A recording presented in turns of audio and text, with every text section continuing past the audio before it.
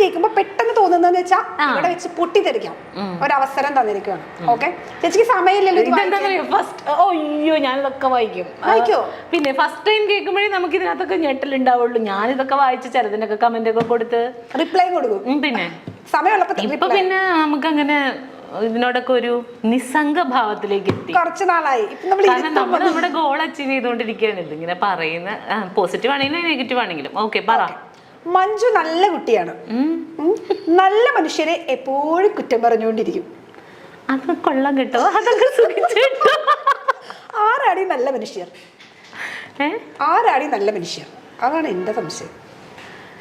നല്ല മനുഷ്യർ എന്ന് പറഞ്ഞാൽ എൻ്റെ കൺസെപ്റ്റില് മറ്റുള്ളവരുടെ ജീവിതത്തിലോട്ട് ഒരുപാട് ഒളിഞ്ഞു നോക്കാതിരിക്കുക, അവനവൻ്റെ പാട് നോക്കി ജീവിക്കുക. ആർക്കെങ്കിലും എന്തെങ്കിലും ഹെൽപ്പ് വേണമെങ്കിൽ നമ്മളാൽ കഴിയുമെങ്കിൽ ചെയ്യുക. പിന്നെ ഭയങ്കരമായിട്ട് ഈ പറയുന്ന ഇപ്പം എല്ലാവർക്കും ചിരിക്കാനൊക്കെ ഇഷ്ടമാണ്, പക്ഷേ സാഹചര്യം നോക്കിയിട്ട് പെരുമാറണം എന്ന് എനിക്ക് അഭിപ്രായമുണ്ട്. കാരണം നമ്മൾ ചിലപ്പോൾ ഫിനാൻഷ്യലി ഒക്കെ ഏറ്റവും വലിയൊരു പെയിൻ ഫിനാൻഷ്യലി അല്ലെങ്കിൽ രോഗാവസ്ഥയൊക്കെയാണല്ലോ.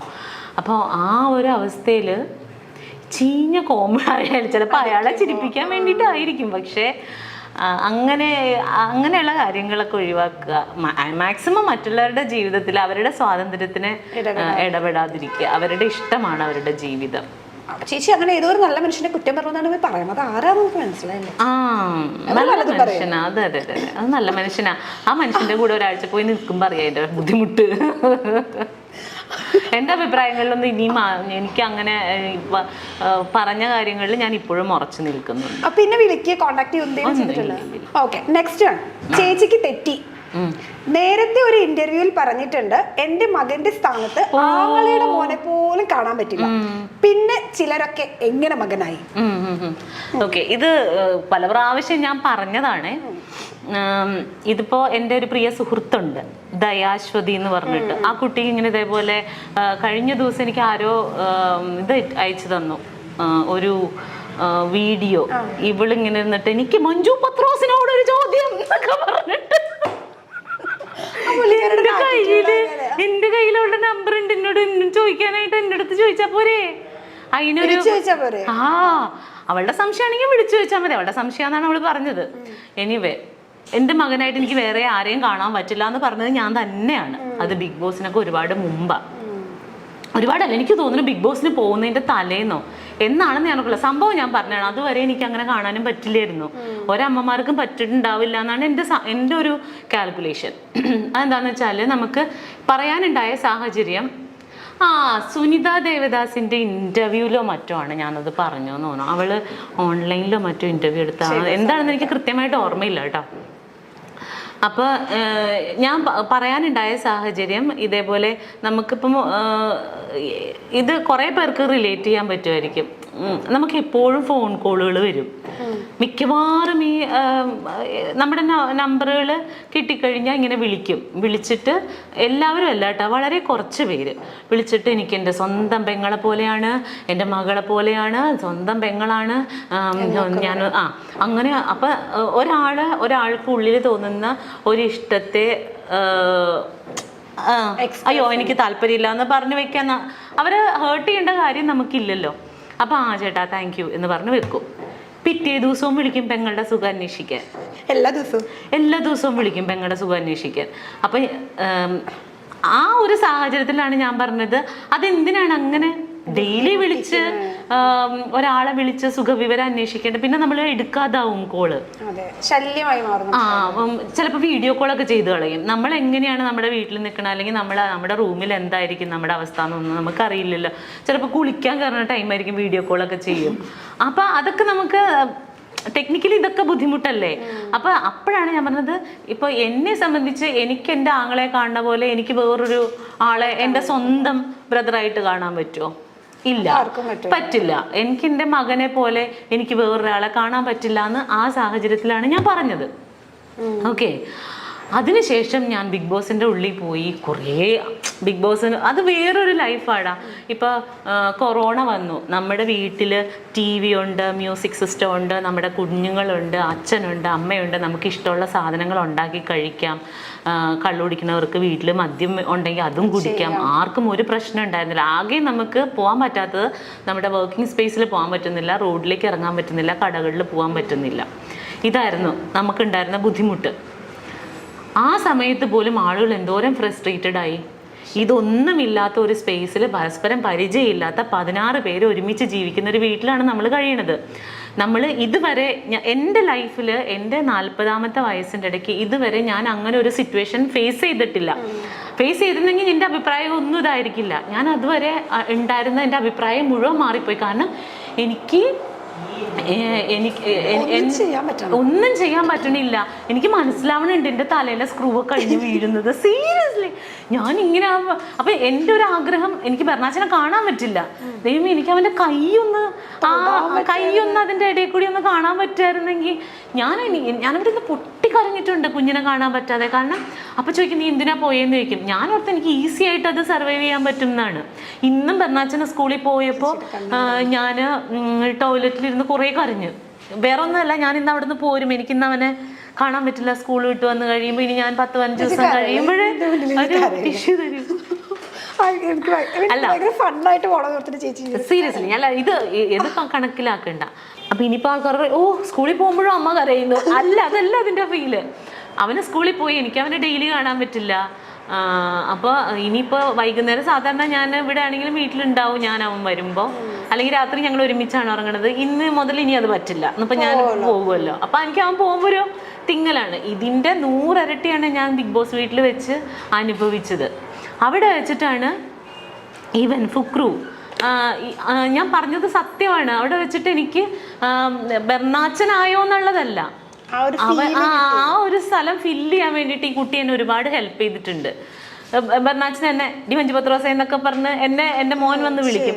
അതുപോലെയൊക്കെ ബെർണാച്ചൻ ഹലോ, അതുപോലെ ഇവൻ ഫുക്രപ്പം വന്നിട്ട് ഡി മഞ്ജുപത്രോസ എന്ന് വിളിക്കുമ്പോൾ ഞാൻ പെട്ടെന്ന് അയ്യോ എനിക്ക് കൊച്ചു വിളിക്കുന്ന പോലെ തോന്നും. അതുപോലെ ഇപ്പോൾ എനിക്ക് ഫുഡൊക്കെ ഭയങ്കര ഇഷ്ടമാണ്. അപ്പോൾ ഇന്നലെ ബെർണാച്ചൻ ചോറുണ്ട് കഴിഞ്ഞപ്പോഴത്തേനും ഞണ്ടൊക്കെ എനിക്ക് ഭയങ്കര ഇഷ്ടമാണ്. അപ്പോൾ അവൻ ചോറുണ്ട് കഴിഞ്ഞപ്പോൾ അതിൽ നിന്ന് ഒരു കഷ്ണം ഞണ്ടെടുത്ത് എനിക്ക് തന്നു. എനിക്കിഷ്ടമാണെന്ന് അറിഞ്ഞുകൊണ്ടാ. അതുപോലെ തന്നെ ഇവൻ കറിയൊക്കെ വെച്ചിട്ടുണ്ടെങ്കിൽ എനിക്ക് ചിക്കനൊക്കെ ഇഷ്ടമായതുകൊണ്ട് ഇവൻ അവൻ്റെ ചിക്കൻ പീസ് എനിക്ക് തരുന്നുണ്ട്. എൻ്റെ പപ്പടം എടുത്തുകൊണ്ട് പോകും. അവൻ അതാ ഇഷ്ടം. അപ്പോൾ അങ്ങനെയൊക്കെ അങ്ങനെ ഒരു റിലേഷൻഷിപ്പ് അവിടെ കിട്ടിയത് കാരണം എനിക്ക് പെട്ടെന്ന് ബെർണാച്ചനായിട്ടാണ് റിലേറ്റ് ചെയ്യാൻ പറ്റുന്നത് അവനെ എന്ന് വിചാരിച്ചിട്ട്. അവൻ എൻ്റെ മകനായിട്ട് ഞാൻ ദത്തെടുത്തു എന്നല്ല അതിൻ്റെ അർത്ഥം. ഇതൊക്കെ സാമാന്യ ബോധമുള്ളവർക്ക് മനസ്സിലാകും, ഇല്ലാത്തവരോട് പറഞ്ഞിട്ട് കാര്യമില്ല. അപ്പോൾ ഇതിപ്പോൾ ദയക്കും കേൾക്കുകയാണെങ്കിൽ ദയക്കും കൂടി മനസ്സിലാവട്ടെ എന്ന് വിചാരിച്ചിട്ടാണല്ലോ. ദയ അപ്പം അതിനകത്ത് ചോദിച്ചു എന്താണ് ഓന്ത് നിറം മാറുന്നത് പോലെ നിറം മാറുന്നവളാണോ എന്നൊക്കെ ചോദിച്ചു. അല്ല, ദയനോട് പറയണ ഓന്ത് നിറം മാറുന്ന പോലെ നിറം മാറിയതൊന്നുമല്ല, ഇതാണ് ഇതിൻ്റെ വാസ്തവം. അപ്പം പറഞ്ഞ പോലെ അവിടെ വെച്ചിട്ട് ദയക്ക് അറിയാമായിരുന്നെങ്കിൽ ചിലപ്പോൾ മനസ്സിലായിട്ടുണ്ടാവില്ല. പുറത്ത് പിന്നെ നിലനിൽപ്പിന് വേണ്ടിയിട്ട് ഓരോരുത്തരും ഓരോന്ന് ചെയ്യല്ലേ. അപ്പൊ ദയ അത് ചെയ്തോട്ടെ, കുഴപ്പമില്ല, എനിക്ക് പ്രശ്നമില്ല. Seriously no issues. Okay, next വെറുതെ പത്രാസ് അടിക്കല്ലേ എൻ്റെ മഞ്ജു. അത് അങ്ങനെ പറഞ്ഞിട്ടുണ്ടോ? അതെന്താണാവോ? ചിലപ്പോ ഒരു അതായിരിക്കും, ഒരു പ്രാസത്തിന് വേണ്ടി പറഞ്ഞായിരിക്കും. പാവം, പോട്ടെ, അതൊക്കെ ഒന്നും കുഴപ്പമില്ല. നെക്സ്റ്റ് വേണം, നല്ലതാട്ടോ. വരും കാലത്തെ ലളിതാമ്മ.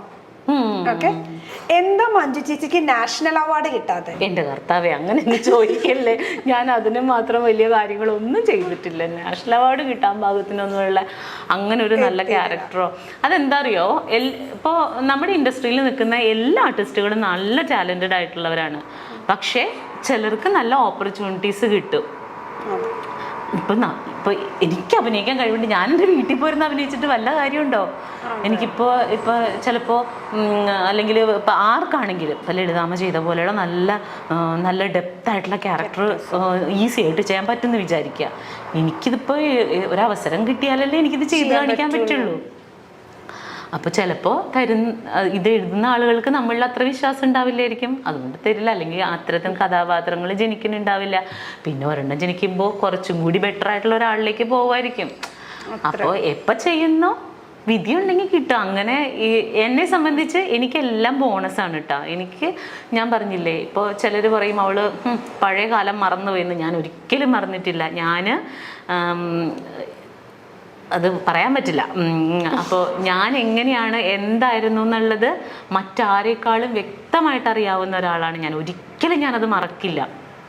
അപ്പോൾ ഇല്ലില്ല, എനിക്ക് കരച്ചിൽ വരാറില്ല. ഞാൻ അങ്ങനെ ഇപ്പോൾ കരയാറില്ല.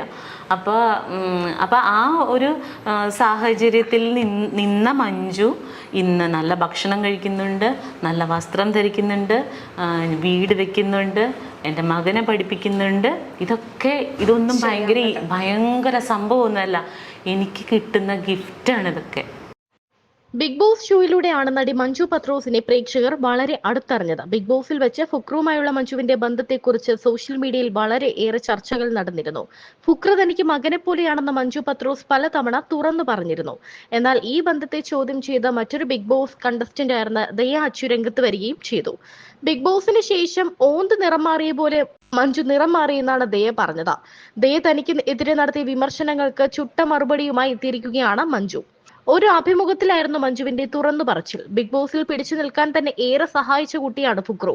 അവൻ എനിക്ക് മകനെ പോലെയാണ്. ബിഗ് ബോസിൽ വെച്ച് എന്റെ മകൻ ബർണാച്ചിന്റെ സാന്നിധ്യമാണ് എനിക്ക് ഫുക്രുവിൽ നിന്ന് ലഭിച്ചിരുന്നത്. എനിക്ക് അവൻ എന്നെയും ഒരുപാട് ഇഷ്ടമാണ്. ബിഗ് ബോസിലായിരുന്ന സമയത്ത് പോലും ഇഷ്ട ഭക്ഷണം ഫുക്രു എനിക്ക് തരുമായിരുന്നു. കാരണം എന്റെ ഇഷ്ടങ്ങൾ പോലും അവനൊരു മകനെ പോലെ മനസ്സിലാക്കിയിരുന്നു. വീട്ടിലായാലും എന്റെ മകൻ അവന്റെ ആഹാരം എനിക്ക് ഇഷ്ടമുള്ള എന്തെങ്കിലും ആണെങ്കിൽ അത് എനിക്ക് കൂടി തരും. ബിഗ് ബോസിൽ എത്തിയപ്പോൾ മകനെ കാണാതിരിക്കാൻ കഴിയുന്നുണ്ടായിരുന്നില്ല. ഒരുപാട് വിഷമിച്ചു, പൊട്ടിക്കരഞ്ഞ നിമിഷങ്ങൾ പോലും ഉണ്ടായിട്ടുണ്ട്. അപ്പോൾ ചോദിക്കും, പിന്നെ എന്തിനാണ് ബിഗ് ബോസിൽ പോയതെന്ന്. പോകുന്നതിന് മുൻപ് വരെ എനിക്ക് ഇത് ഈസിയായി മറികടക്കാമെന്നാണ് കരുതിയത്. പക്ഷെ അതിൽ എത്തിയപ്പോഴാണ് തനിക്കത് പറ്റില്ല എന്ന് മനസ്സിലായത്. മകനെ കാണാൻ സാധിക്കാത്ത ദിനങ്ങൾ വളരെ ദുഃഖത്തോടെയാണ് താൻ ഇരുന്നത്. ആ സ്ഥാനത്താണ് ഫുക്രുവിനെ കണ്ടത്. അല്ലാതെ അവനെ തന്റെ മകനെ താൻ ദത്തെടുത്തതല്ലെന്നും മഞ്ജു പറഞ്ഞു. എന്താണ് സത്യം എന്നത് എല്ലാവർക്കും അറിയാം. അത് മനസ്സിലാക്കാത്തവർ നിലനിൽപ്പിന് വേണ്ടി ഇങ്ങനെ പലതും പറയുകയും ചെയ്യുമെന്നും ദയെക്കുറിച്ച് മഞ്ജു പറഞ്ഞു വെക്കുന്നു.